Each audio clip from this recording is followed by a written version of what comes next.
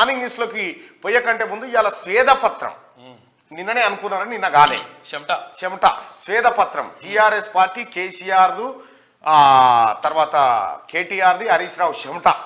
తెలంగాణలో ఇట్లా వాళ్ళ చెమట మొత్తం ఏది టీఆర్ఎస్ భవన్ కాడికి వెళ్ళి వరదలై పారి అటు లోతట్టు ప్రాంతాలని పిల్లలు జాగ్రత్తగా ఉండాలి ఇలా వాళ్ళ చెమట అంతా బయటికి తీస్తా ఉన్నారు కాబట్టి లోతట్టు ప్రాంతాల ప్రజలు కొంచెం అప్రమత్తంగా ఉండాలి అలా చెమట వరదలై పారి కనుక అటు నందినగర్ ఇదంతా తిరిగితే పెద్ద ప్రాబ్లం అవుతుంది వల్ల అటు చుట్టుపక్కల ప్రాంతాల్లో ఎన్డీఆర్ఎఫ్ సిబ్బంది భద్రతా చర్యలు చేపడితే బాగుంటుంది ఎప్పటికప్పుడు బోట్లు గీట్లు పెట్టి రెడీ పెట్టుకొని స్వేదం తీస్తారట ఇవాళ విపత్తు నిర్వహణ ఏం స్వేదం అంటే 9.5 ఏళ్లలో మేము ఎంత చెమట తీసినామనేది ఇలా చెప్తారట మరి విపత్తు నివారణకు సంబంధించినటువంటి సిబ్బంది కానీ లేకపోతే పోలీస్ శాఖ కానీ చాలా అప్రమత్తంగా ఉండి మీద ఆరోగ్య శాఖ మంత్రి వర్యులు కూడా తగు సూచనలు జాగ్రత్తలు తీసుకోవాలి ఎందుకంటే వాళ్ళ స్వేదం బయటకు వస్తే ఎన్నిళ్ళు మునుగుతాయో ఎంత అతలాకుతలం అవుతుందో ఏది 1910 సంవత్సరంలో కనుక హైదరాబాద్లో వరదలు వచ్చినప్పుడు ఎట్లుండేనో ఆ పరిస్థితి వస్తుండొచ్చు ఇవాళ సిగ్గులేదు ఇంకా శ్వేతపత్రం తీస్తున్నాడు శ్వేతపత్రం ఇగో వీటికి సమాధానం చెప్పు ఆయన పంపిండు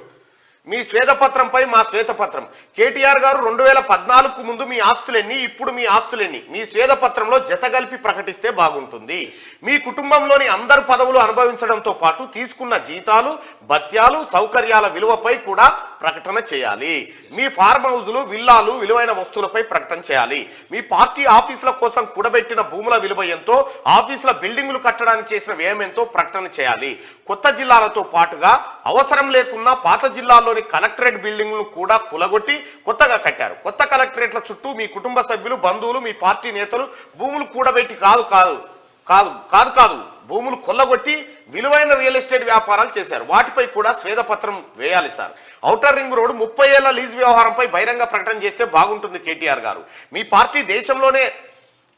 క్షమించండి ప్రపంచంలోనే అత్యంత అంటే బీజేపీ తర్వాత లేండి సంపన్నమైన రాజకీయ పార్టీ ఏ ప్రాంతీయ పార్టీ కూడా మీ పార్టీ అంత సంపన్నమైన పార్టీ కాదు అది 10 సంవత్సరాలలో మీకు సాధ్యమైంది 60 ఏళ్ల నుంచి ఉన్న ద్రవిడ పార్టీలకు కానీ 40 ఏళ్ల నుంచి ఉన్న తెలుగుదేశం పార్టీ కానీ అది సాధ్యం కాలేదు ఆ రహస్యంపై కూడా స్వేదపత్రం వేయాలి చిన్న దొరగారు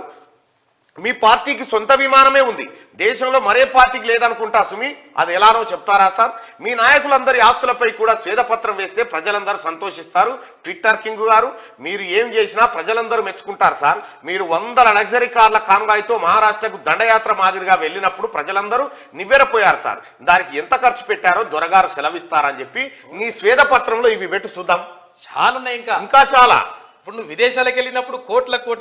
లగ్జరీ లైఫ్ నీ ప్రైవేట్ జెట్లు నీ కథా కార్ఖానం వీటిపైన స్వేదపత్రాన్ని రిలీజ్ చెయ్యాలా